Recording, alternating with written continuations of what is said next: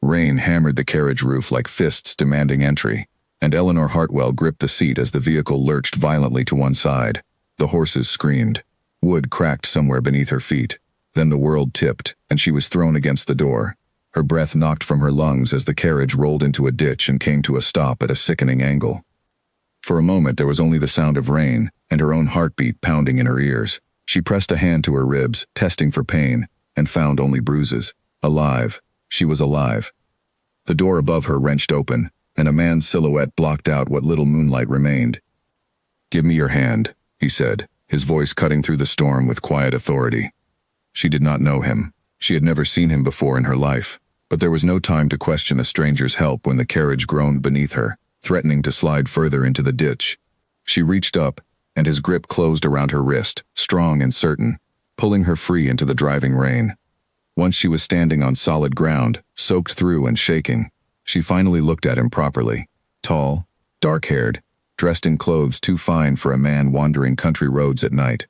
His jaw was set, his eyes sharp with the kind of composure that came from a lifetime of never having to raise his voice to be obeyed. "My driver," she gasped. "Is he?" "Alive. Cut and bruised, but alive. He is tending to the horses." The man's gaze moved over her, assessing, the way one might inspect a doorframe for damage. "You are fortunate. Another few seconds and that ditch would have taken the carriage with you still inside it." "Who are you?" "Alexander Voss." He said it plainly, as though the name should mean something, and when she only stared back at him blankly, something flickered across his face that might have been surprise, perhaps even respect. "You do not know me. Should I?" "Most do." He did not elaborate. Instead he glanced up at the sky, where the storm showed no sign of relenting, then back at the wrecked carriage, then at the dark road stretching in both directions with no house, no light, no shelter in sight. "There is an inn 2 miles from here. In this rain, on foot, it might as well be 20. My estate is closer. Half a mile, no more." Eleanor's stomach tightened. She understood, even before he finished speaking, the shape of the problem forming around them. A woman, unmarried, alone on a dark road with a man she had never met.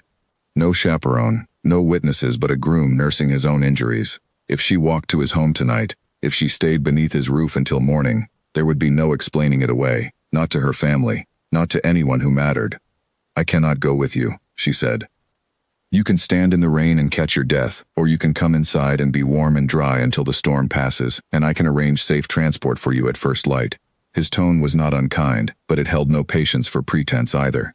"I am not offering you a choice between reputation and ruin, Miss Hartwell. Eleanor Hartwell. Miss Hartwell, I am offering you a choice between shelter and exposure. The rest is simply what people will say, and people will say what they wish regardless of what you actually do tonight." She wanted to argue with him. She wanted to tell him that he did not understand what it meant to be a woman whose name could be destroyed by a single night, a single rumor, a single unkind tongue in a drawing room.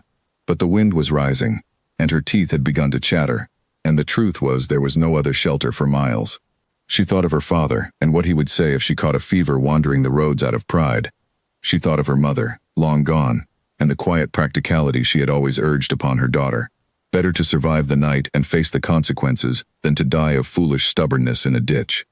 "Half a mile," she said.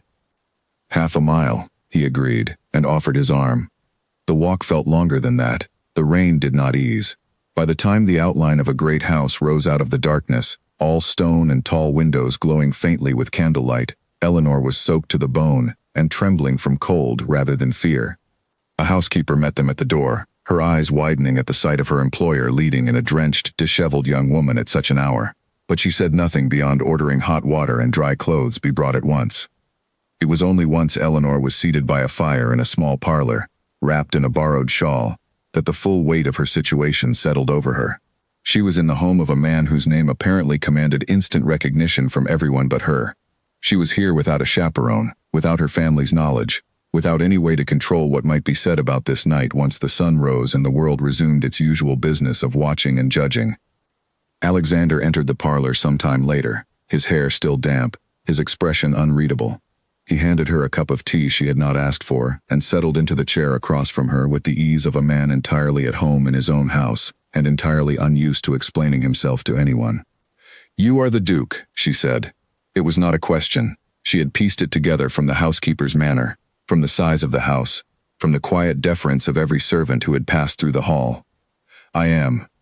And you did not think to mention that on the road. Would it have changed your decision to come inside?" She considered lying. She decided against it. "No, I would still be here, but I might have understood better what kind of trouble I have walked into."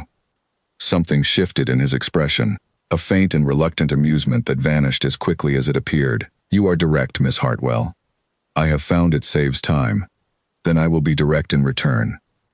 By morning, word of this will have reached someone. Servants talk, grooms talk. It does not matter how carefully we manage tonight. Someone will know a woman spent the night under my roof, and by the time the story reaches London it will have grown teeth and claws it did not have at the start." He said it without apology, simply stating a fact he had clearly weighed already. There is a way to prevent the worst of it. Eleanor's grip tightened on the teacup. And what way is that? Marriage. The word landed in the quiet room like a stone dropped into still water. She stared at him, waiting for him to laugh, to soften it, to reveal it as some strange jest meant to test her composure. He did not. His face remained calm, almost businesslike, as though he had proposed nothing more significant than rearranging the furniture. "You cannot be serious." "I am entirely serious. It is the only solution that protects your reputation completely, rather than merely limiting the damage." He leaned forward slightly. "I am not a fool, Miss Hartwell, nor am I cruel. I understand what I am asking, but I would rather offer you an honest path forward than watch you be torn apart by gossip through no fault of your own, simply because a carriage wheel broke on a dark road. You would marry a stranger to spare her reputation?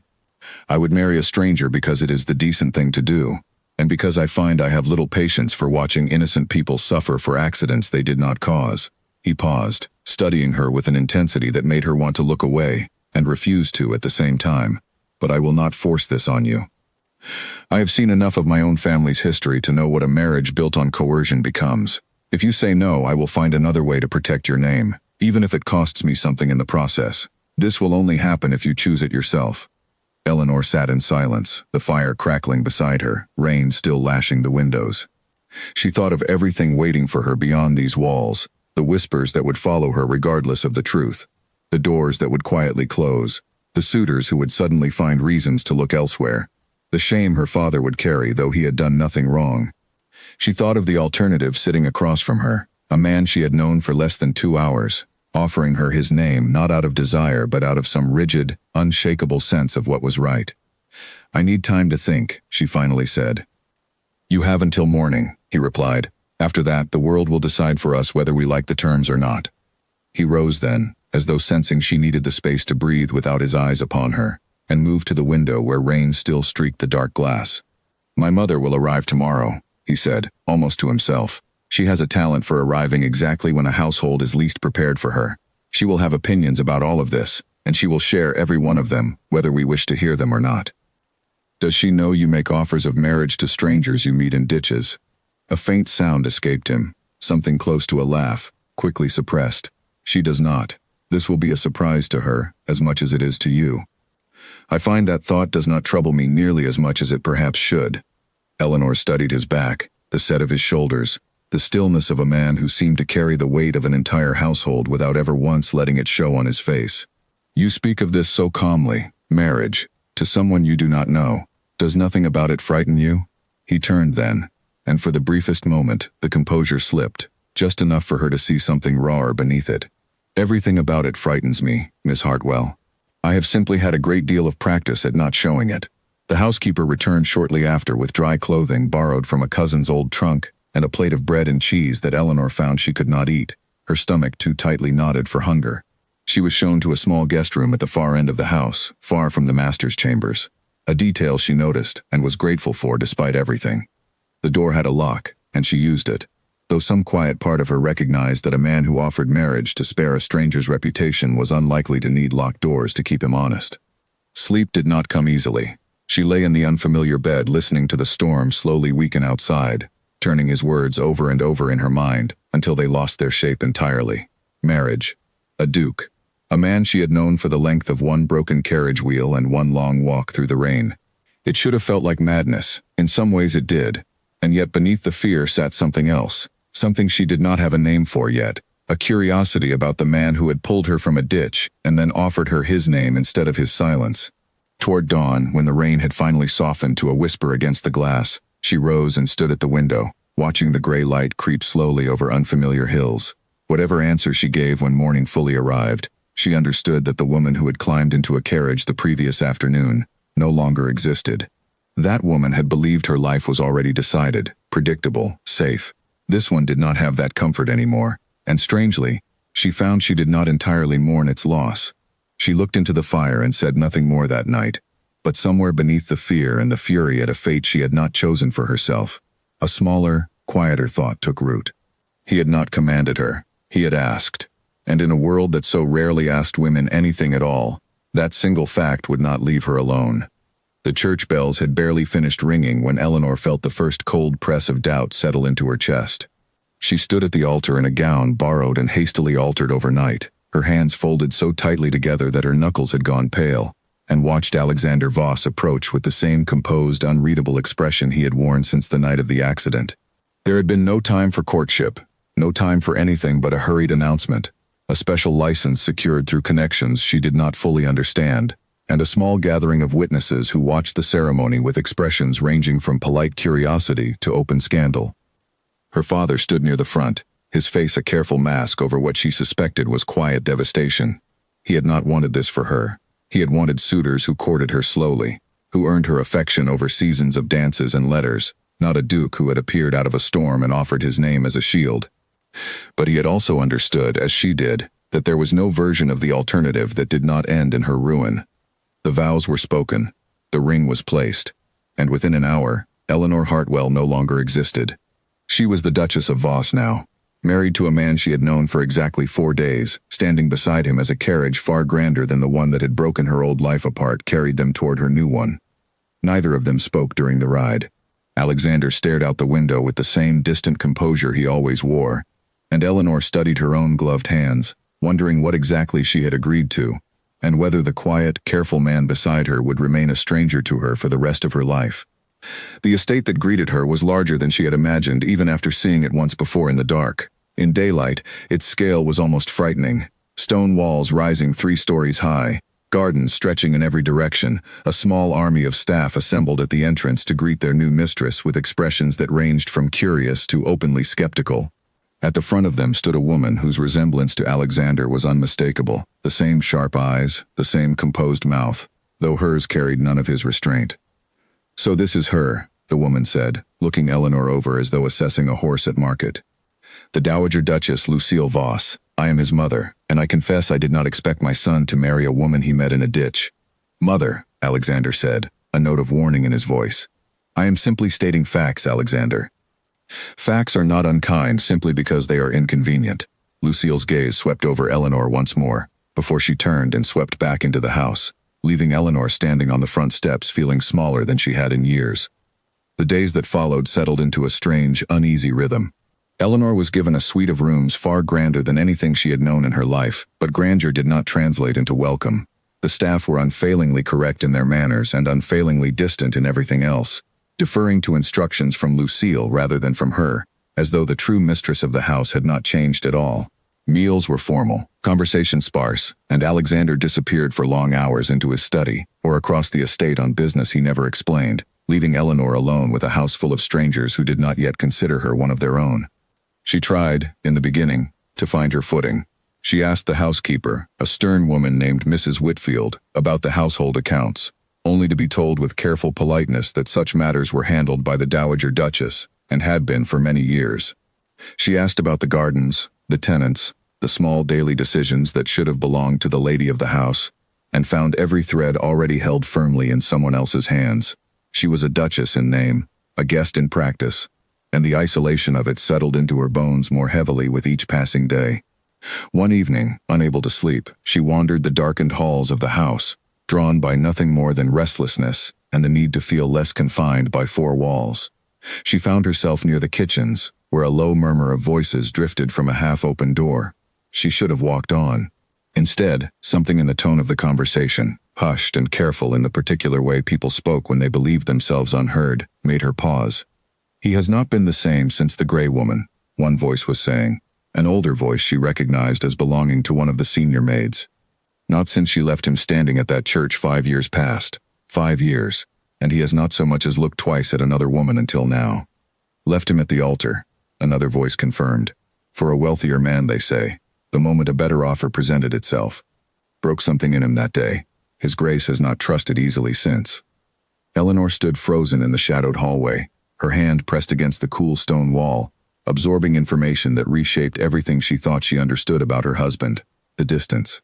The careful control. The way he seemed to hold himself back from every conversation as though bracing for some blow that never quite landed.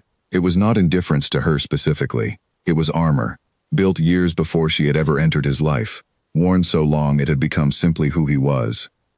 She retreated to her rooms that night with her mind turning over this new understanding, and found herself, for the first time since the accident, and feeling something other than resentment toward the man she had married, something closer to sympathy.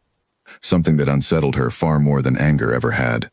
The following morning brought its own confrontation. Lucille summoned Eleanor to the drawing room shortly after breakfast, her expression carrying the particular chill of a woman preparing to deliver unwelcome truths. "You must understand your position here," Lucille said without preamble, settling into a chair with the air of someone who had rehearsed this speech many times before delivering it. "You are not the wife my son would have chosen under ordinary circumstances.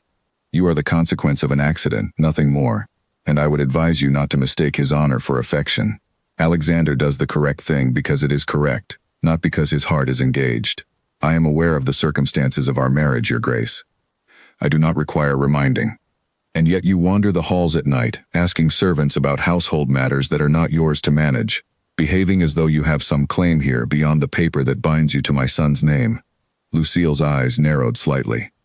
"I will not have this household disrupted by a woman who does not yet understand her place within it." Eleanor felt heat rise in her chest, something sharper than the quiet grief she had carried for days finally finding its edge. "With respect, Your Grace, I am the Duchess of Voss. That is not a temporary arrangement, whatever the circumstances of how it came to be. I do not intend to spend the rest of my life as a guest in my own home, waiting for permission to exist within it." Lucille's expression flickered, surprise briefly overtaking disdain, though she recovered quickly. "We shall see how long that resolve lasts." The conversation ended there, but it marked something within Eleanor she had not expected to find so soon after her arrival. Fear, yes. Loneliness, certainly, but also a stubborn refusal to disappear quietly into a role that everyone else seemed determined to shrink for her. If she was to be trapped in this marriage, she would not be trapped in silence as well. That evening, Alexander returned from wherever his duties had taken him, to find Eleanor waiting for him in the study, a room she had been told, without being told directly, was his alone. He paused in the doorway, clearly unaccustomed to finding anyone there uninvited, let alone his new wife. "I would like access to the household accounts," she said, before he could speak first, "and I would like to understand what is expected of me here, beyond simply occupying a room and a title. If I am to be your wife in truth, I would prefer it not be in name only." For a long moment he studied her, and something in his gaze shifted, some careful recalculation happening behind those composed eyes. "You spoke with my mother." "I did. She can be formidable." "So can I," Eleanor said, and did not look away. The faintest trace of something that might have been approval crossed his face before he schooled it back into neutrality. "Very well. Come to the study tomorrow morning. I will show you the accounts myself." He hesitated, then added, quieter, "I did not marry you to make you a prisoner in this house, Eleanor. I am sorry if it has felt that way." It was the first time he had used her given name. She felt it land somewhere unexpected, somewhere she was not yet prepared to examine too closely, and told herself firmly that it meant nothing at all. True to his word, Alexander met her in the study the next morning, ledgers spread across the wide desk between them, and for the first time since her arrival, Eleanor felt something like purpose settle over her days. He explained the estate's finances with patient thoroughness, the tenant farms and their rents, the small mill that supplied income beyond the land itself, the charitable obligations his family had maintained for 3 generations. She asked questions he had clearly not expected, sharp ones about where money was being wasted and where it could be better spent, and she watched him recalibrate his understanding of her with each answer she gave. "You have a head for figures," he said, somewhere near midday, after she had pointed out an inconsistency in the steward's most recent report that even he had missed. "My father kept modest accounts, and I kept them for him after my mother passed. Numbers do not care whether the hand that manages them belongs to a man or a woman. They only care whether the hand is careful." Something like respect flickered across his face, quickly banked, but she saw it before he could hide it away.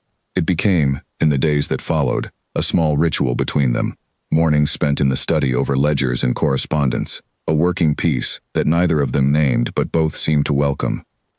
Lucille noticed, and did not approve, making pointed comments over dinner about wives who concerned themselves with matters better left to men. But Alexander, to Eleanor's quiet surprise, did not yield to his mother's objections. She has improved the steward's record-keeping more in a fortnight than anyone managed in the past 5 years, he told his mother flatly one evening, when Lucille pressed the matter too far. I will not apologize for allowing my wife to be useful in her own home.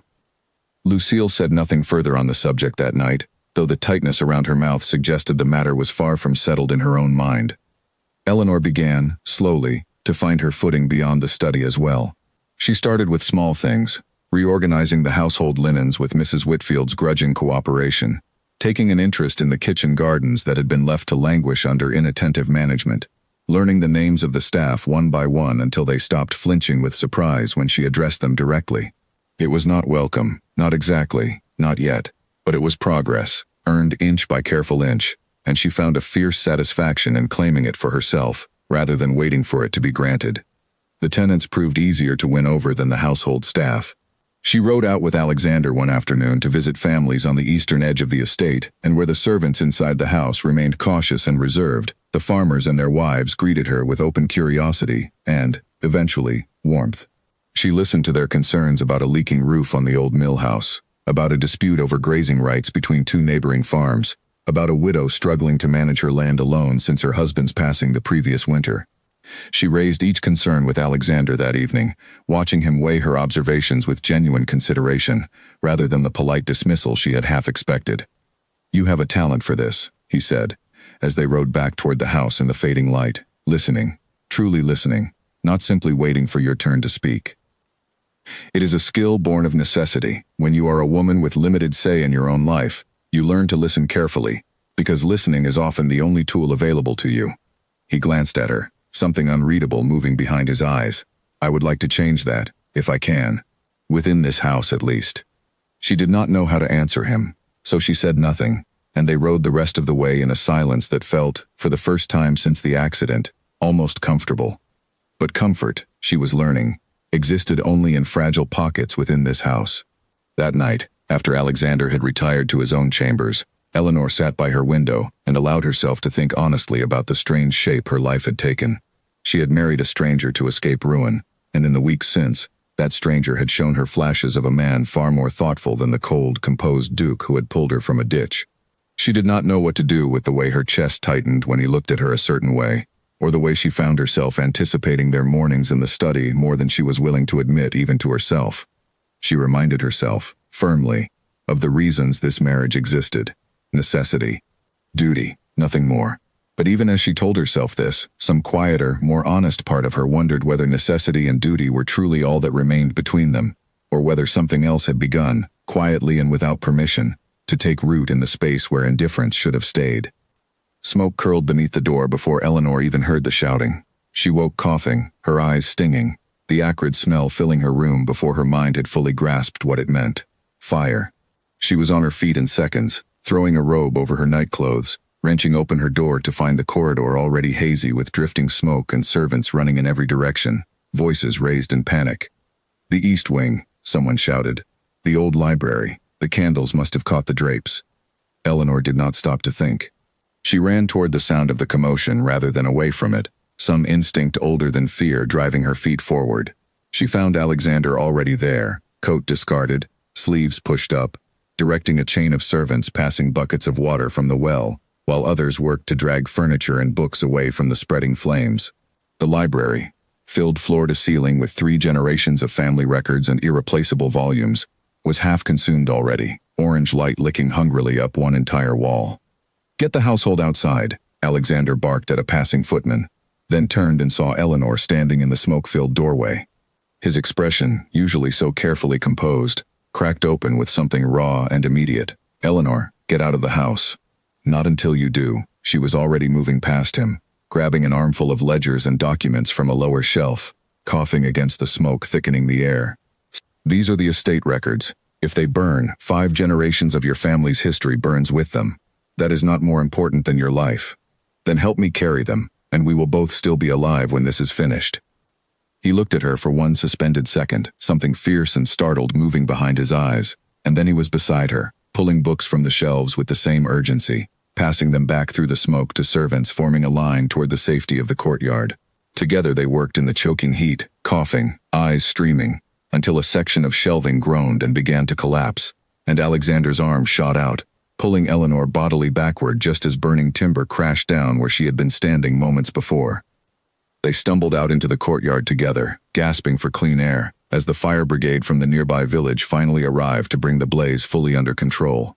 Eleanor's hands were black with soot, her nightclothes singed at the hem, but she was alive, and so was he, and the records they had saved sat in a careful pile at the edge of the courtyard, smoke-stained but intact.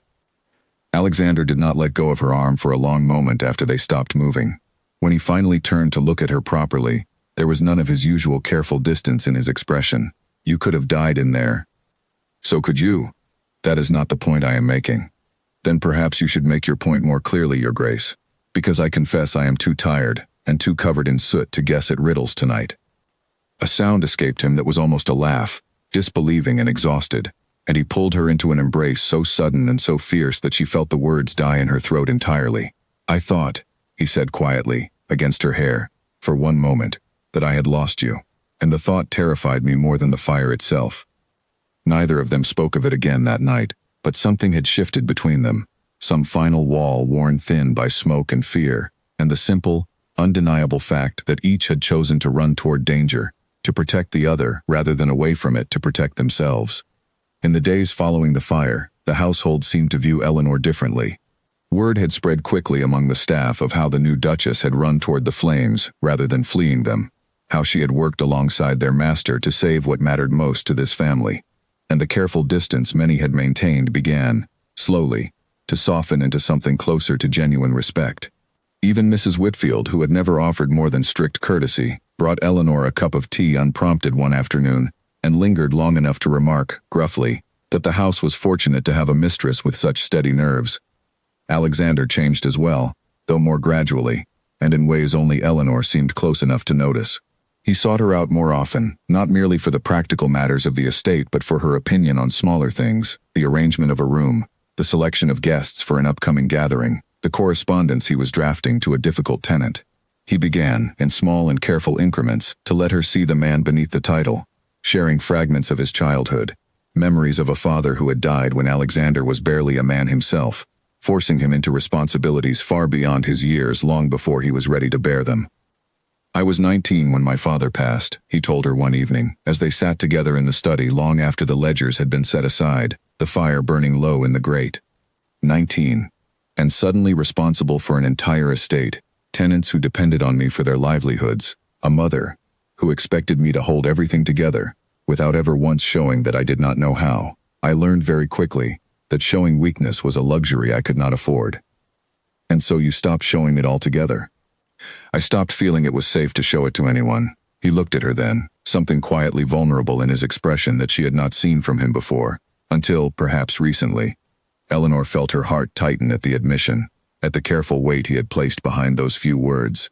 "I understand that better than you might think. My own mother died when I was 14.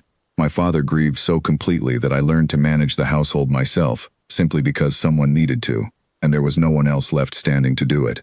I do not remember choosing to become the person I am. I simply became her because the alternative was watching everything fall apart. We are not so different then.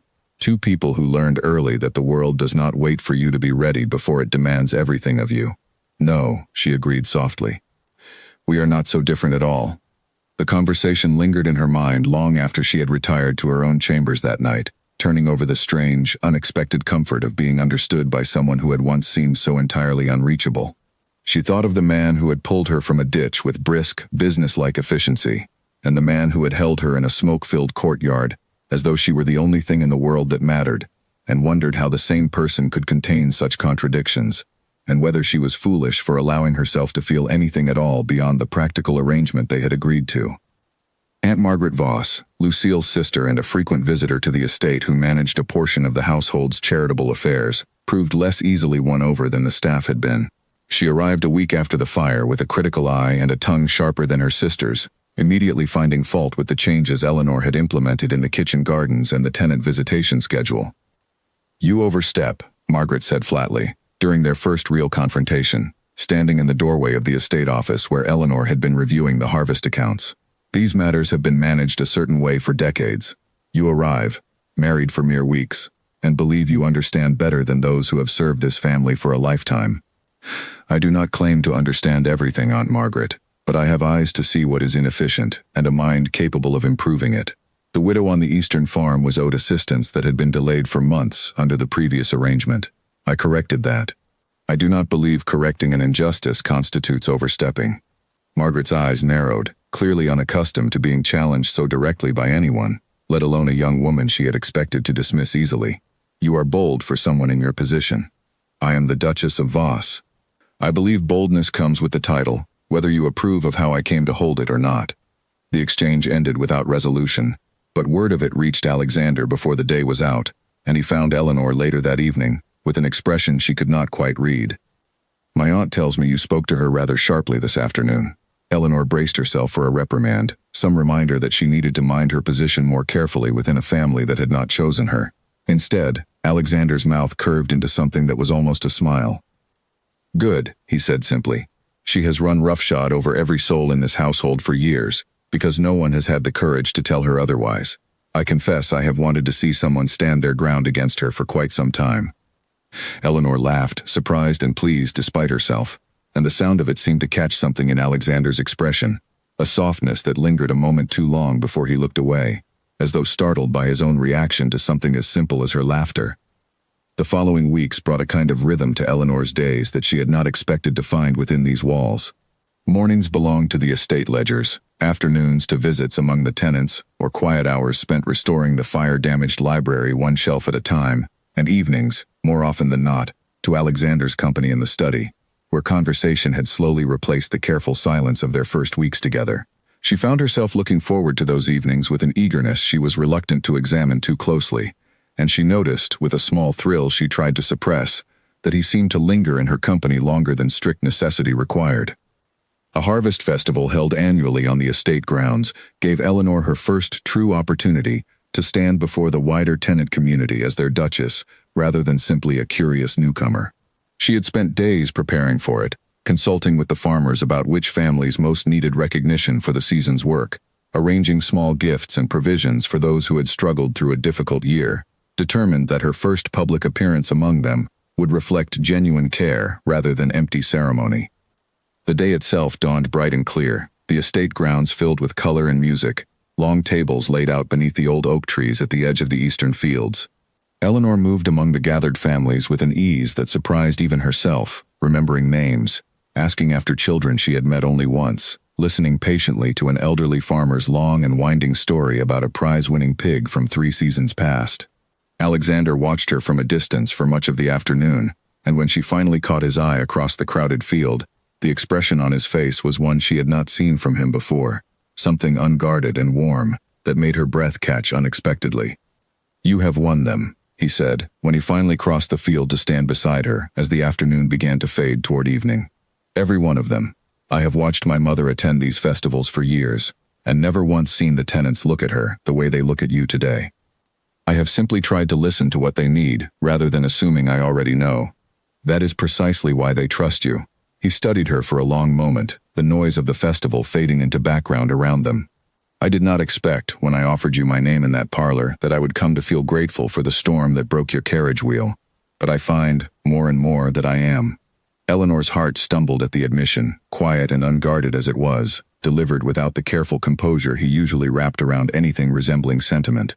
"Alexander," she said softly, unsure herself what she meant to say next, but he was already being pulled away by a tenant eager to discuss a matter of business, and the moment dissolved before either of them could examine it further. That night, long after the festival had ended and the household had settled into quiet, Eleanor found herself unable to sleep, her mind circling back again and again to the look on his face across that crowded field. She rose and made her way to the small balcony outside her chambers, drawn by the cool night air and the need to think without the distraction of 4 close walls. She had not expected to find Alexander already there, standing at the railing with a glass of brandy untouched in his hand, staring out at the moonlit gardens below. "I could not sleep either," he said, before she could retreat unnoticed. "It has been an eventful season."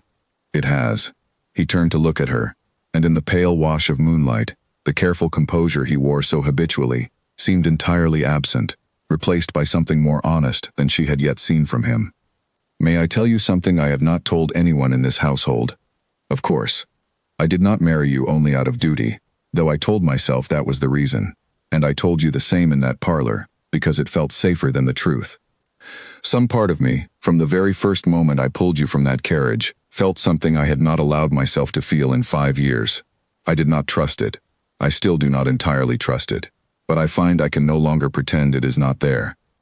Eleanor's breath caught, the night air suddenly feeling very still around them. "Why did you not trust it?" He was quiet for a long moment, his gaze drifting back toward the gardens, though she suspected he was seeing something far more distant than moonlit hedgerows. "Because the last time I allowed myself to trust that particular feeling, it cost me a great deal more than I was prepared to lose. I have spent 5 years believing it was safer never to feel that way again than to risk losing it a second time. You do not have to tell me more than you wish to. I know." He looked at her then, something searching in his expression, as though weighing how much of himself he was willing to hand over to a woman he had known for only a few short months. "But I find, standing here with you, that I want to tell you anyway." He did not elaborate further that night, and Eleanor did not press him, sensing that whatever wound lay beneath his careful words needed more time before it could be spoken aloud in full. But something had passed between them on that balcony, quiet and unspoken, a recognition that the arrangement they had begun with had long since become something else entirely, something neither of them had planned for and neither of them, she suspected, now wished to undo. She returned to her own chambers eventually, but sleep remained elusive for a long while after, her mind turning over every word he had spoken, every careful admission wrapped in caution and old wounds she did not yet fully understand. Whatever had broken him 5 years ago had left scars deep enough that even now, months into their marriage, he could only approach the subject sideways, in fragments, as though speaking of it directly might undo whatever fragile progress they had made together. It was becoming harder, she realized later that night, to remember why she had ever believed this marriage could remain simply an arrangement of convenience. Every week seemed to strip away another layer of the distance they had begun with, replacing it with something warmer, something that felt dangerously close to affection, though neither of them had spoken the word aloud. She did not know what to do with the feeling, only that it had settled into her chest and showed no signs of leaving, whether she was prepared for it or not. The ballroom fell into a hush the moment Lady Charlotte Grey stepped through the doors, and Eleanor felt the shift in the air before she even understood its cause. Conversations paused mid-sentence, heads turned. A ripple of whispers moved through the gathered crowd, with the particular speed reserved for the return of someone whose name had once meant scandal. "Who is she?" Eleanor asked quietly, watching the woman move through the crowd with the practiced grace of someone entirely accustomed to being watched. Beside her, Alexander had gone very still, his jaw tightening in a way Eleanor had not seen since the earliest days of their marriage. Charlotte Grey. She was widowed last winter. Her husband left her a considerable fortune. Something in his tone told Eleanor there was more to the story than the simple facts he had offered, and the way Charlotte's gaze swept the room and landed, with deliberate precision, directly on Alexander confirmed her suspicion before another word was spoken. This was the woman from the servants' quiet conversation months before, the one who had left him standing at an altar 5 years past. Charlotte crossed the ballroom floor with unhurried confidence and stopped before them, her smile warm and practiced, her eyes assessing Eleanor with a thoroughness that felt anything but friendly. "Alexander, it has been far too long." Her gaze shifted deliberately. "And this must be your new bride. How sudden your marriage was. The whole of London was quite surprised." "Eleanor," Alexander said, his voice carefully even, "this is Lady Charlotte Grey." "A pleasure," Eleanor said, though the word felt hollow even as she spoke it. "The pleasure is entirely mine." Charlotte's smile did not waver, but something sharp glittered behind her eyes. "You must forgive me for staring. I simply did not expect Alexander to marry again so quickly, after everything. He was always rather particular about who he allowed close to him. I confess I am curious what convinced him to make such a hasty exception." "Charlotte," Alexander said, a warning edge entering his voice. "I meant nothing unkind by it, truly." She placed a gloved hand briefly on his arm, a gesture so casually intimate that Eleanor felt something cold settle in her stomach. "We shall have to catch up properly, Alexander. There is a great deal of history between us that time apart has not erased." She swept away before either of them could respond, leaving a silence behind her that felt far heavier than her presence had. Alexander excused himself soon after, drawn into a conversation with a business associate, and Eleanor found herself standing alone near the edge of the ballroom, Charlotte's words circling in her mind like a slow, persistent ache. It was there that Charlotte found her again, some time later, approaching with the same deceptive warmth as before, though her eyes had lost any pretense of friendliness now that Alexander was out of earshot. "You seem a sensible woman," Charlotte said, without preamble, "so I will speak plainly. Alexander married you because he was bound by circumstance, not because his heart led him to you. I know that man better than anyone in this room, better than he perhaps knows himself. He does not simply move past 5 years of feeling in the span of a few short months, however convincingly he plays the devoted husband in public. You know nothing of what passes between my husband and myself. I know that a man does not build walls as high as his without good reason, and I know that I was the one who taught him to build them." Charlotte's smile turned thin, almost pitying. "You are a pleasant distraction, I am sure, a comfortable arrangement born of necessity. But do not mistake his loyalty for love, my dear. Alexander confuses duty with affection more easily than most men, and I fear you may pay the price for that confusion when he finally realizes the difference himself." Eleanor wanted to respond with the same cold confidence she had shown Aunt Margaret, the same steady conviction that had carried her through every challenge since her arrival at the estate. But Charlotte's words found the one wound that had never fully healed, the quiet, persistent fear that had lived beneath every tender moment she and Alexander had shared, that none of it was truly chosen, only fallen into by accident and circumstance. She said nothing, and her silence was answer enough for Charlotte, who offered one final satisfied smile before drifting back into the crowd. The ride home was quiet. Alexander, sensing her withdrawal, attempted conversation twice and received only clipped, distant answers in return. By the time they reached the estate, the warmth that had grown steadily between them over the preceding months had cooled into something guarded and uncertain, and Eleanor retreated to her chambers without offering him any explanation for the change. The days that followed only deepened the distance. Eleanor found herself pulling back from their evening conversations in the study, offering polite excuses to retire early, watching Charlotte's words replay endlessly in her mind until she could no longer separate her own doubts from the poison the other woman had planted. Alexander, confused and increasingly frustrated by her sudden coldness, misread her withdrawal as regret, believing she had finally come to resent the circumstances that had trapped her into this marriage in the first place. "Have I done something to offend you?" he asked one evening, finding her in the garden where she had taken to walking alone in the hours before dinner. "No," she said, too quickly, too carefully. "You have barely spoken to me in a week, Eleanor. I am not a fool. Something has changed." She wanted to tell him the truth, to repeat Charlotte's words and ask him to deny them, to reassure her that what had grown between them was real and not simply the residue of obligation dressed up as affection. But pride, and a fear she did not fully understand herself, kept the words locked behind her teeth. "I am simply tired, Alexander, nothing more." He studied her for a long moment, something wounded flickering behind his composed exterior, before he nodded once and turned away, leaving her alone among the roses with a silence that felt far worse than any argument could have. That night, unable to settle, Eleanor sought out the one person in the household who might understand the tangled history between Alexander and the woman who had returned to unsettle everything they had built. She found Mrs. Whitfield in the kitchen, finishing the last of the evening's tasks, and asked, carefully, about the woman called Charlotte Gray. Mrs. Whitfield's expression darkened immediately. "That woman broke him once already, Your Grace, if you will forgive my speaking plainly. Left him at the church door for a richer man the very morning they were meant to wed, and never once looked back with any shame for it. His Grace did not speak a full sentence to another living soul for nearly a month afterward. If she has returned to stir up trouble now that he has finally begun to heal, I would not put much faith in anything sweet that comes out of her mouth."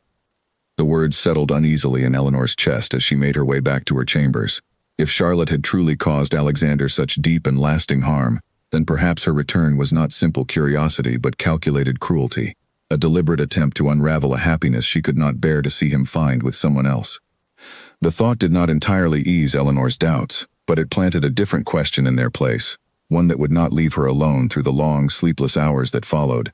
Had she allowed a woman who wished them both harm to convince her to abandon something real, simply because it had once seemed too fragile to trust? The following week brought a letter, delivered discreetly to the estate by a messenger who claimed no knowledge of its sender, addressed directly to Eleanor in an elegant, unfamiliar hand. She recognized the perfume clinging faintly to the paper before she had even broken the seal, a scent she had noticed on Charlotte the night of the ball. The letter was brief, its tone almost friendly, suggesting that Eleanor might wish to consider the wisdom of a quiet, dignified separation before matters became more publicly embarrassing for everyone involved, hinting that certain private conversations between Charlotte and Alexander had continued since her return to society, conversations that a devoted wife might find rather difficult to hear in full. Eleanor read the letter 3 times before she folded it carefully and placed it in the drawer of her writing desk, her hands trembling with an anger she had not expected to feel so sharply. She did not believe, not truly, that Alexander had done anything to warrant such an accusation, but the letter's careful cruelty, its casual assumption that she could be frightened into retreat, ignited something fierce in her that had been buried beneath doubt and wounded pride for too many days. She found Alexander in his study late that evening, poring over correspondence by the light of a single lamp, and for the first time in a week she did not hesitate at the threshold. "I need to speak with you," she said, closing the door firmly behind her. He looked up, surprise and something more cautious moving across his face at her sudden return to directness. "Of course." She placed the letter on the desk before him without further explanation, and watched his expression shift from confusion to disbelief, to a controlled, simmering anger as he read Charlotte's careful words. When he finally looked up at her, his jaw was tight, his eyes darker than she had seen them since the night of the fire. "This is a lie," he said. "Every word of it. I have exchanged no private conversation with Charlotte Gray since the night of the ball, and I have no intention of doing so now or at any point in the future."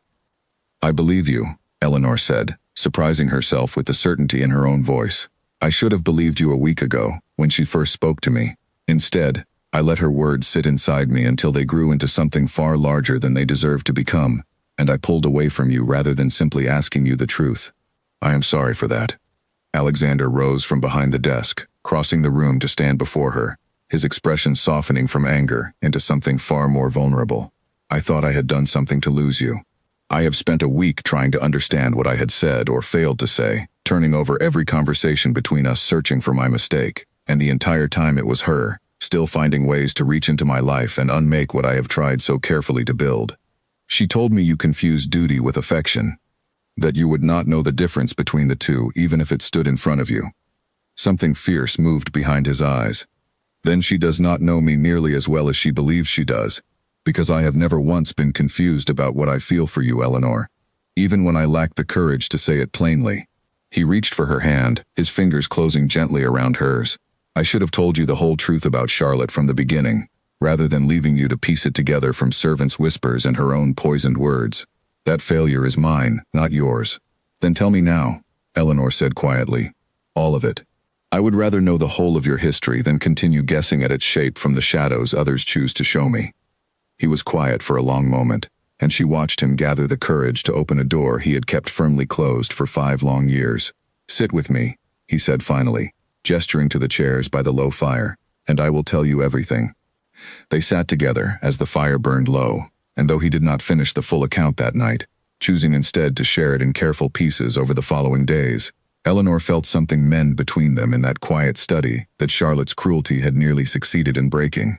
She left him hours later, with a fragile peace restored, though she understood, with a clarity that settled deep in her chest, that Charlotte Gray was not a woman who would retreat quietly after a single failed attempt.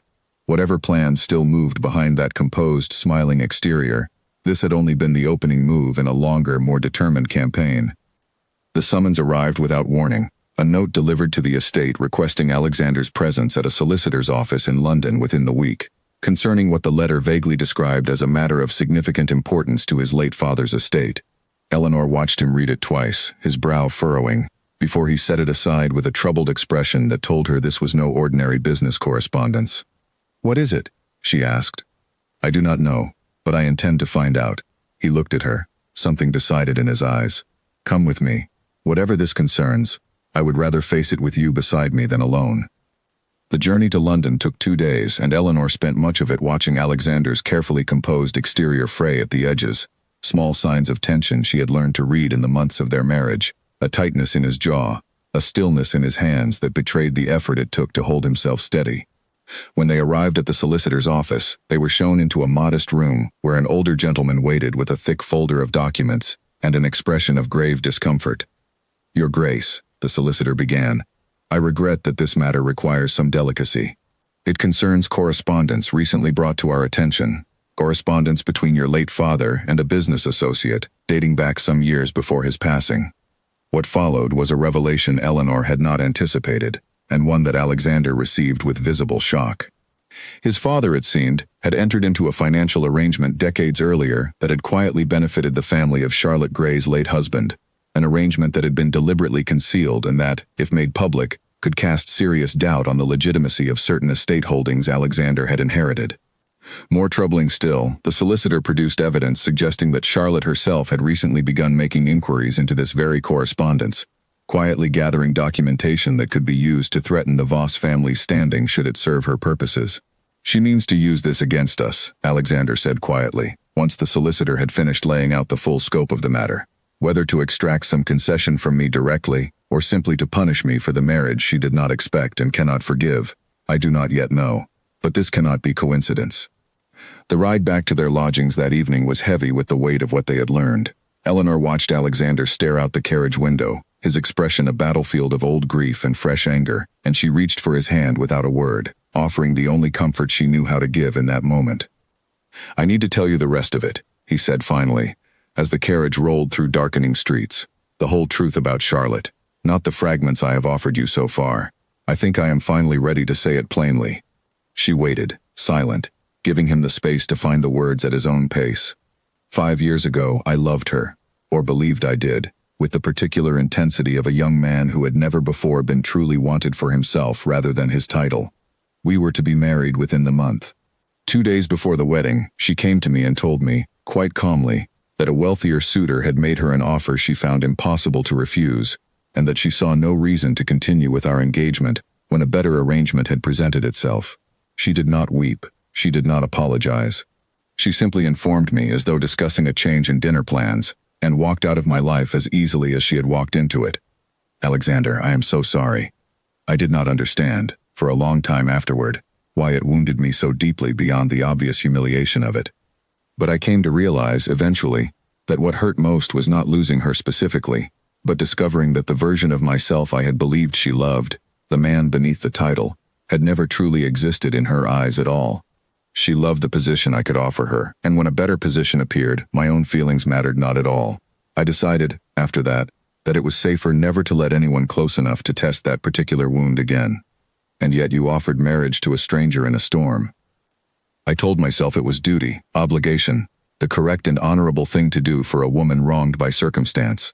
A faint, rueful smile touched his mouth. I have since come to suspect I was lying to myself rather thoroughly, even then. Some part of me recognized something in you that night, Eleanor, some quiet strength I had not encountered in a very long time, and I think I offered marriage not only because it was right, but because some reckless, hopeful part of me wanted the excuse to keep you near.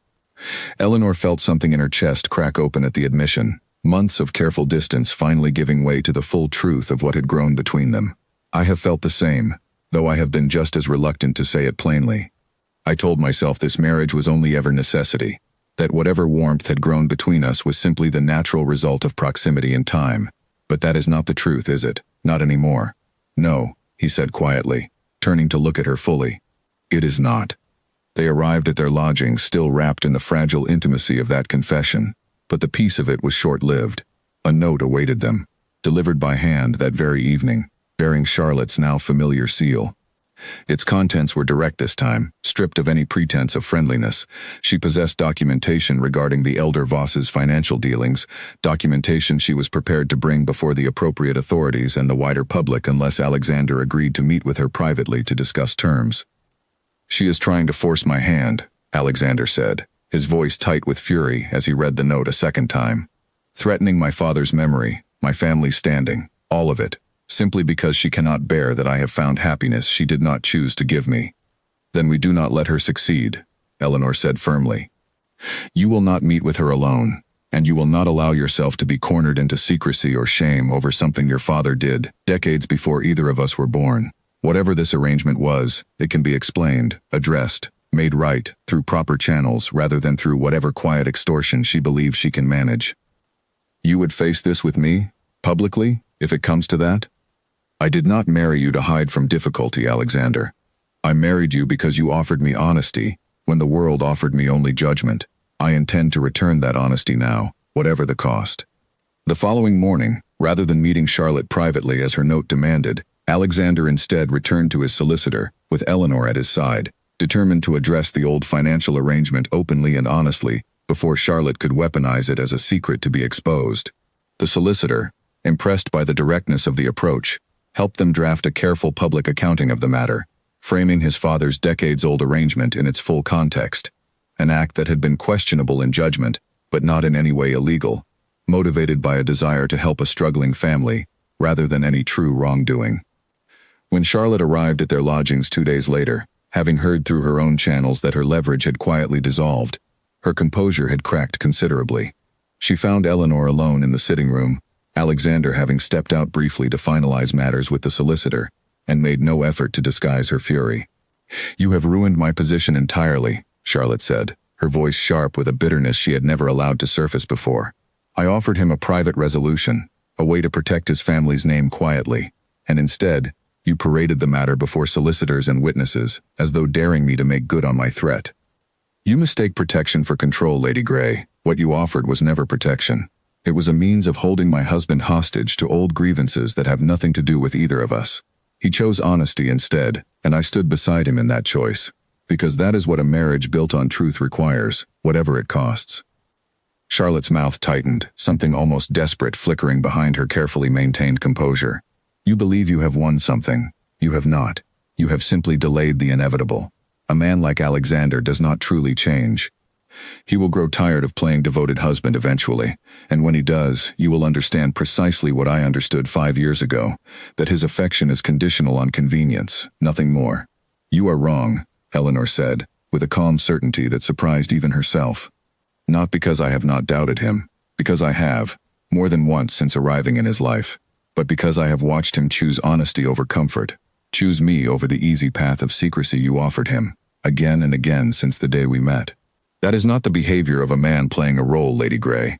That is simply the behavior of a man who has finally learned what real affection requires, after someone taught him far too young that love could be abandoned the moment a better offer appeared." The words landed with visible force, something in Charlotte's expression finally cracking beneath the weight of them, a flicker of shame, or perhaps genuine regret passing quickly across her features before she composed herself once more, and departed without another word, her schemes exposed and her leverage entirely spent. Alexander returned shortly after to find Eleanor standing alone by the window, and something in her expression told him immediately what had transpired in his absence. She recounted the conversation carefully, watching relief and something fiercer, something like pride, move across his face as she spoke. "You did not need me to defend you," he said, when she had finished. "No, but I am glad you were near enough to return to." He crossed the room and took her hands in his expression more open and unguarded than she had ever seen it. "I have spent 5 years believing myself incapable of trusting anyone fully again, certain that whatever I offered would never be enough to keep someone beside me, once a better choice presented itself. You have shown me, patiently, and without ever once demanding it of me, that I was wrong. I do not know how to properly thank you for that. You do not need to thank me, Alexander. You simply need to keep choosing this, choosing us, the way you have chosen it every day since that storm brought us together." "I intend to," he said quietly, "for the rest of my life, if you will allow it." He paused, something suddenly vulnerable crossing his features, and she recognized, with a quiet thrill, the echo of the question he had first asked her in that candlelit parlor so many months before. "I asked you once whether you would choose this marriage freely, and you agreed under circumstances that left you very little true choice at all. I am asking you again now, with nothing forcing your answer but your own heart. Do you choose me, Eleanor? Not out of duty, not out of necessity, but simply because you want to."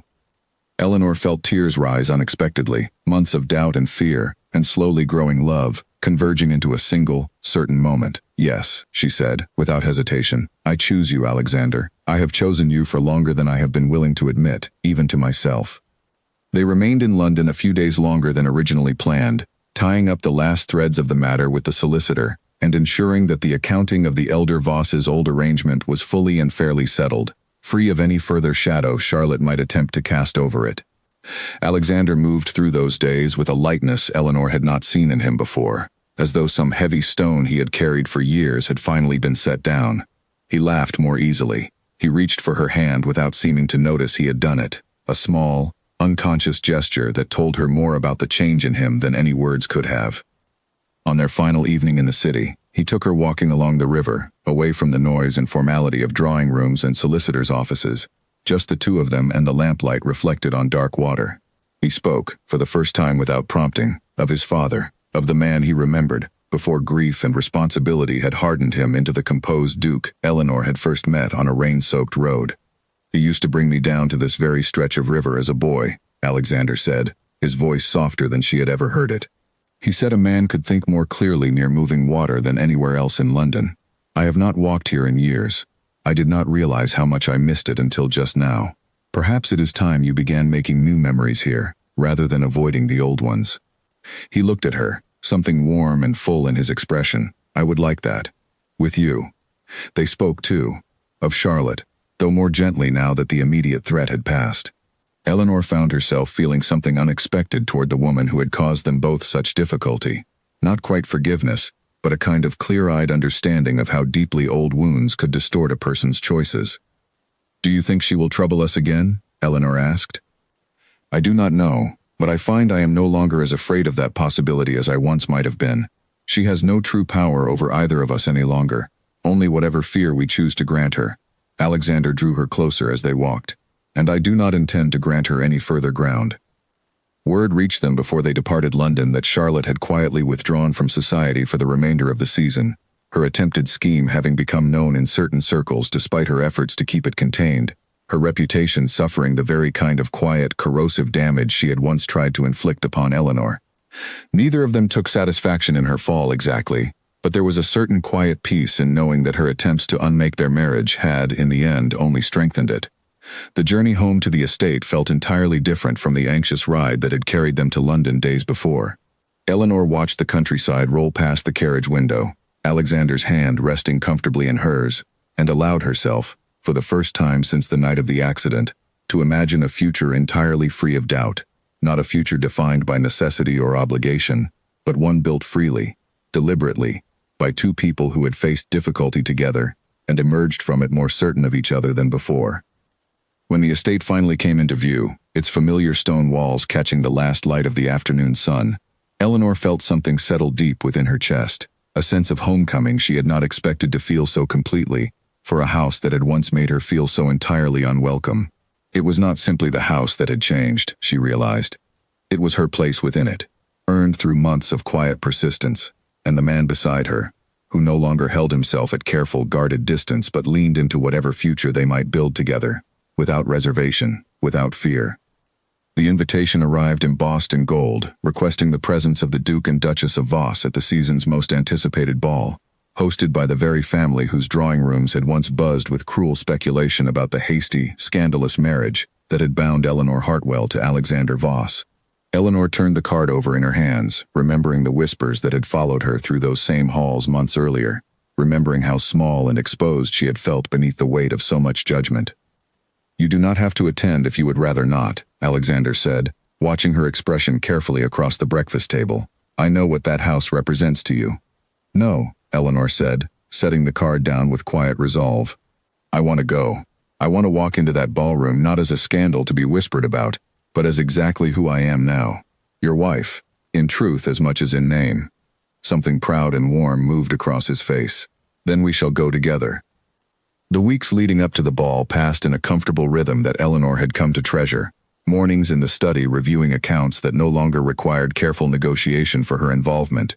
Afternoons among tenants who greeted her now as a familiar and trusted friend rather than a curious stranger. Evenings spent in Alexander's company without any of the careful distance that had once defined their earliest days together. Lucille, though never entirely warm, had softened considerably in her manner toward Eleanor, offering the occasional grudging compliment on some improvement to the household, a small but unmistakable sign of acceptance hard-won over many months. Aunt Margaret, too, had come to regard Eleanor with something closer to respect than suspicion, even going so far as to seek her opinion on a charitable initiative she was organizing for families across several neighboring estates. The transformation had not happened overnight, and Eleanor understood it never would have if she had not fought for every inch of it, refusing to shrink herself into the small, quiet role others had initially expected her to occupy. She had built her place in this family and this household through patience and persistence, not through the accident of marriage alone, and the difference mattered a great deal to her. On the evening of the ball, Eleanor stood before her mirror as her maid fastened the final clasps of a gown far finer than anything she had worn on the night she first arrived at this house, soaked and frightened and uncertain of her own future. She barely recognized the woman looking back at her now, not because her features had changed, but because the fear that had once lived behind her eyes had been replaced by something steadier, something that had been earned through months of standing her ground when it would have been far easier to retreat. Alexander waited for her at the bottom of the staircase, and the expression on his face when she descended told her everything she needed to know about how far they had traveled together since that stormy night on a country road. He offered his arm, and together they climbed into the waiting carriage, London's glittering streets carrying them once more toward a ballroom that had once judged her so harshly. The room fell quiet as they entered, much as it had the night Charlotte Gray made her own dramatic return to society. But the nature of the silence was entirely different this time. There was curiosity, certainly, the natural interest that followed any couple whose story had once dominated the season's gossip. But there was no cruelty in it now, no whispered speculation about scandal and ruin. Word of the fire that had nearly claimed the estate's library, of Eleanor's steady work among the tenants, of the quiet grace with which she had weathered Charlotte Gray's schemes, had traveled through society's circles in the months since, reshaping the story from one of scandal into one of quiet, hard-won triumph. "Your Grace," said their hostess, greeting them warmly at the entrance, a marked contrast to the careful, distant courtesy Eleanor had received on her first difficult evenings in society. "How wonderful to see you both. I understand congratulations continue to be in order, given everything your household has weathered this past year." "We have been fortunate," Alexander said, glancing at Eleanor with unmistakable warmth, "in more ways than most people realize." They moved through the ballroom together for much of the evening, Eleanor greeted now not as an object of curiosity, but as a woman whose steadiness and character had earned genuine respect among people who had once been quick to judge her. She danced with Alexander beneath the glittering chandeliers, his hand steady at her waist, his eyes never leaving hers, and felt none of the uncertainty that had haunted their earliest days as husband and wife. Later that evening, needing a moment away from the noise and warmth of the crowded ballroom, they slipped onto a quiet balcony overlooking the moonlit gardens below, much like the one where Alexander had first admitted, months before, that his feelings for her ran deeper than duty alone. The night air was cool and still, the music drifting faintly through the open doors behind them. "Do you remember," Eleanor said, leaning against the railing, "the night you first proposed marriage to me? You told me you would not force it upon me, that it would only happen if I chose it myself." "I remember every detail of that night. I said yes then because I believed I had no other choice, necessity, not desire." She turned to look at him, her heart full in a way she had never expected to feel toward the composed, careful man who had pulled her from a ditch all those months ago. "I would like to give you a different answer now, freely, with nothing forcing my hand but my own heart." Alexander's expression softened into something achingly tender, and he reached for her hand, drawing her closer beneath the moonlight. "Then ask me properly this time, Eleanor, and I will answer you with the same honesty you have shown me." She laughed softly, surprised and delighted by the reversal, and found she did not hesitate at all. "Alexander Voss, will you continue choosing this life with me, not out of obligation or duty, but simply because it is the life you want?" "Every day," he said, without a moment's pause, "for as long as you will have me." He drew her into his arms then, and the kiss that followed held none of the caution or restraint that had once defined every careful interaction between them. It held only certainty and warmth, and the quiet, unshakable knowledge that whatever had brought them together, storm and scandal and forced circumstance, had grown into something neither of them would trade for any easier, more ordinary beginning. They returned to the ballroom sometime later, hand in hand, and if anyone in that glittering crowd still harbored doubts about the true nature of the Duke and Duchess of Voss's marriage, the sight of them together that evening, easy and unguarded and entirely devoted to one another, put those doubts firmly to rest. Eleanor moved through the remainder of the night not as a scandal that society had been forced to accommodate, but as a woman who had built, through patience and courage and an unwillingness to disappear quietly into a role others had tried to shrink for her, a life and a love entirely her own. Months later, as autumn settled gently over the estate and the harvest festival once again filled the eastern fields with music and color, Eleanor stood beside Alexander beneath the old oak trees, watching their tenants celebrate another successful season. Lucille had joined them this year without complaint, even offering a rare, genuine smile as she watched the festivities unfold. Aunt Margaret had brought along several families from her charitable initiative, weaving new connections between neighboring estates that Eleanor herself had helped to encourage. A year ago, Alexander said quietly, watching the warm chaos of the celebration before them, "I could not have imagined standing here like this, so entirely at peace." "Nor could I," Eleanor admitted. "I climbed into a carriage that afternoon believing my life was already decided. I never imagined a broken wheel could lead me somewhere so much better than anywhere I had planned to go." He turned to her, his expression full of the quiet devotion that had grown steadily between them since that stormy night, patient and unhurried, exactly as real love so often is. "I am endlessly grateful for that storm, Eleanor. It gave me a life I did not know I was missing, and a wife whose strength taught me what real partnership looks like." Later that evening, after the last of the tenant families had departed with baskets of food and warm farewells, Alexander led Eleanor away from the quieting festival grounds toward the restored library, its shelves now filled once more with books and family records saved from the fire, the scorched section of wall replaced with fresh stone that still smelled faintly of new mortar. He had been secretive about something for days, and Eleanor had learned to recognize the particular quiet excitement he tried and failed to hide whenever he was planning some surprise for her. "I have something to show you," he said, guiding her toward a section of shelving she did not recognize. There, among the restored family records, sat a newly bound volume, its leather cover stamped simply with her name. She opened it carefully and found page after page chronicling the history of the estate since her arrival, the tenant improvements she had championed, the harvest records she had helped reorganize, even a careful accounting of the night of the fire, and the records she had helped save. At the very back, blank pages waited to be filled with whatever came next.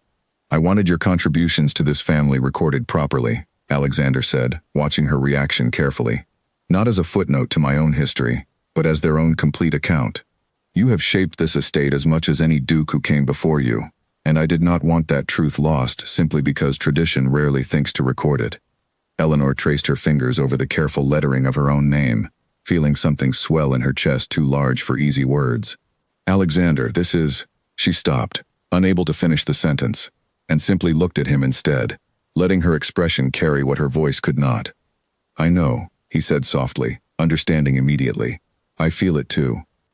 They remained in the library long after the candles had burned low, talking of small, ordinary things, the coming winter's preparations, a distant cousin's upcoming wedding, plans for expanding the tenant assistance program Eleanor had built from nothing over the preceding year. It was the kind of quiet, unremarkable conversation that Eleanor had once believed she would never share with the composed, distant duke who had pulled her from a ditch on a stormy night, and she treasured every ordinary moment of it, precisely because of how extraordinary its existence had once seemed impossible to imagine. Winter arrived early that year, blanketing the estate in soft white long before the season's usual pace, and with it came a quieter rhythm to their days.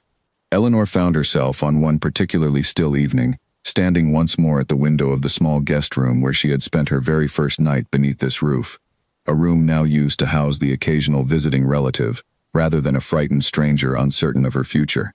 She had asked to see it again, curious what it might feel like to stand in that space with everything that had changed since. Alexander found her there, watching snow drift silently past the glass, and came to stand beside her without a word, simply offering his presence the way he so often did now, steady and certain in a manner that had once seemed entirely foreign to the guarded man she had first known. "Do you ever think of that night?" she asked. "The accident. How different everything might have turned out if the wheel had held, if we had never met at all." "Often," he admitted. "I think of how close I came to walking past that wrecked carriage and simply sending help rather than stopping myself. I think of how easily this life we have built might never have existed at all, had circumstances shifted even slightly." He turned to face her fully. "It frightens me still sometimes, how much of what matters most in a life can hinge on something as small and as random as a broken wheel on a dark road." Perhaps it is not so random as it feels. Perhaps some things simply find their way to happening, however strange or difficult the path that leads there.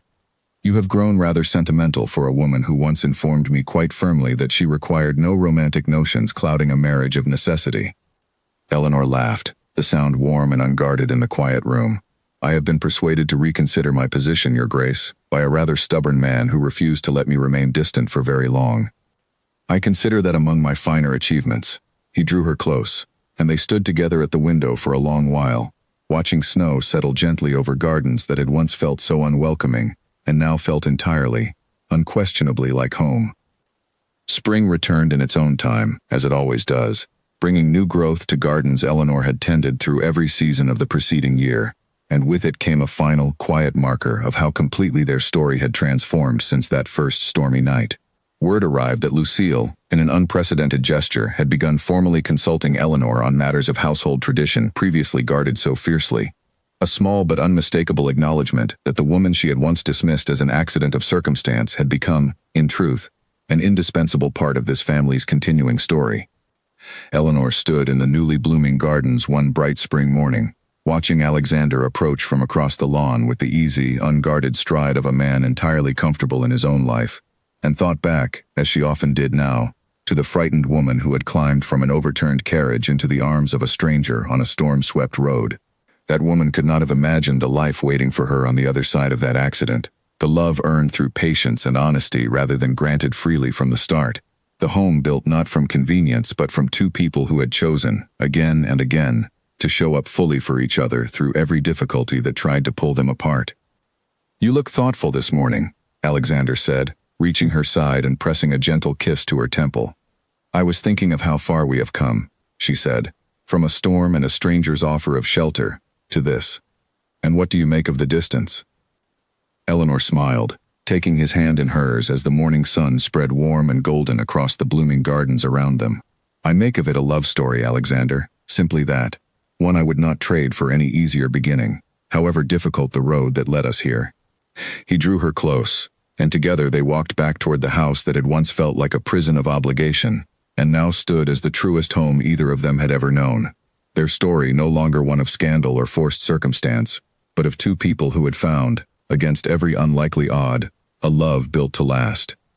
2 years into their marriage, a knock at the estate's front door brought news that threatened to unravel the quiet stability Eleanor and Alexander had built together. A distant cousin of Alexander's late father, a man named Edmund Caro who had spent most of his life abroad, arrived unannounced with a solicitor of his own, and a claim that shook the household to its foundation. Edmund asserted that an old, obscure clause in the family's original title documents rendered Alexander's inheritance improperly secured, insisting that as the nearest surviving male relative through an older branch of the family line, the dukedom and its lands rightfully belonged to him instead. Alexander received the claim with the same controlled composure Eleanor had come to recognize as his armor against genuine fear, but she saw the tightness in his shoulders as he reviewed the documents Edmund's solicitor presented, saw the way his hand trembled slightly before he mastered it. "This cannot be legitimate," he said, once Edmund and his solicitor had been shown to guest quarters to await a formal response. "My father secured this title properly. I have seen the documents myself." "Then we will prove it," Eleanor said, already moving toward the estate office where the family's oldest records were kept, the very records they had saved together from the fire 2 years before. "You are not facing this alone, Alexander. We will find whatever truth exists in those pages, together, exactly as we have faced everything else." The weeks that followed tested them in ways neither had anticipated. Solicitors traveled between London and the estate with increasing frequency, poring over documents centuries old, while Edmund remained a quiet, watchful presence in the household, polite but unmistakably confident in his claim. Eleanor spent long hours beside Alexander in the estate office, cross-referencing old land surveys with inheritance records, searching for the thread that would settle the matter once and for all. It was grueling, uncertain work, made heavier by the knowledge that if Edmund's claim succeeded, everything they had built together, the tenant programs, the restored library, the home they had made from an arrangement born of scandal, could be stripped away entirely. Late one evening, exhausted and disheartened after another day without progress, Eleanor found an overlooked ledger tucked behind a shelf of unrelated correspondence, water-stained and nearly forgotten, dated from the year Alexander's grandfather had first secured the title.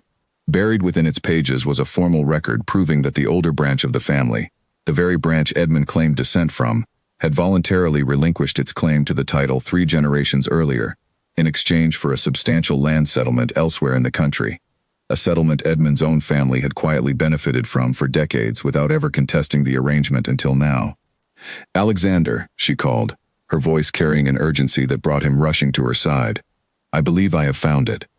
He read the ledger twice, disbelief giving way to relief so profound that his composure finally broke entirely, and he pulled her into an embrace right there among the dusty shelves, laughing with the particular giddy exhaustion of a man who had spent weeks braced for a loss he could not have prevented. "You found in one evening what 3 solicitors could not uncover in a month," he said, still holding her close. "I do not know what I would do without you, Eleanor. I have stopped trying to imagine it."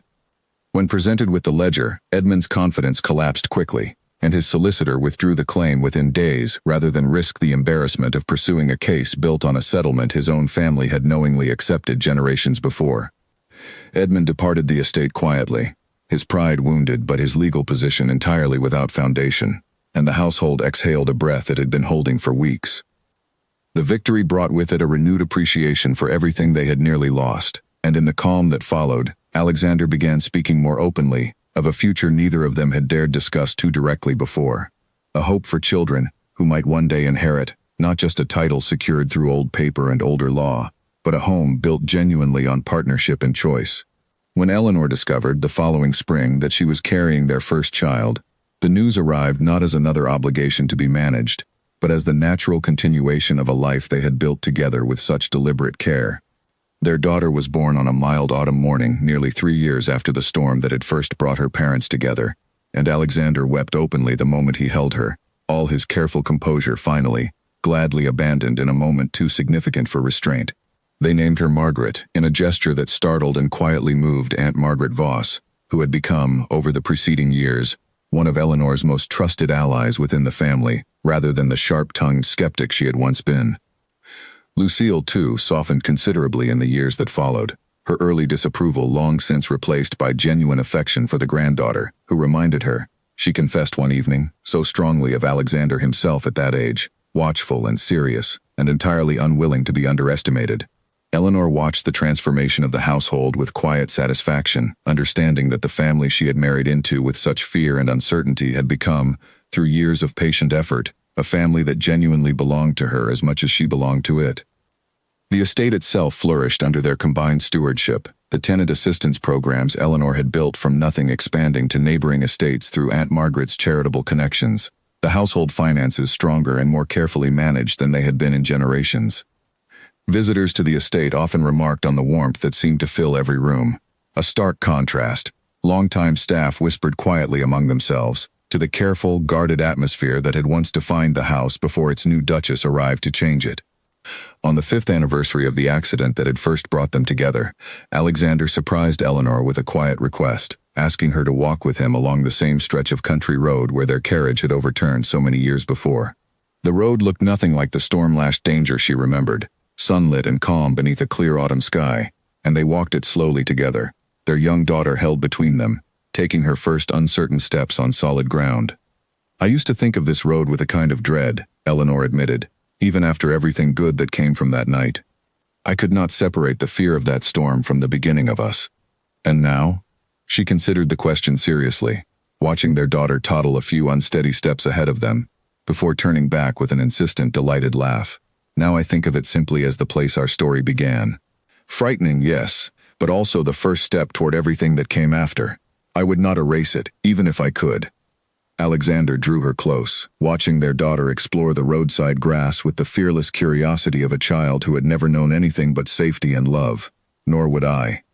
Whatever pain led us here, I cannot bring myself to regret a single moment of the path, not when it delivered me to this life, to you, to her." He pressed a kiss to Eleanor's temple, the gesture as natural now as breathing.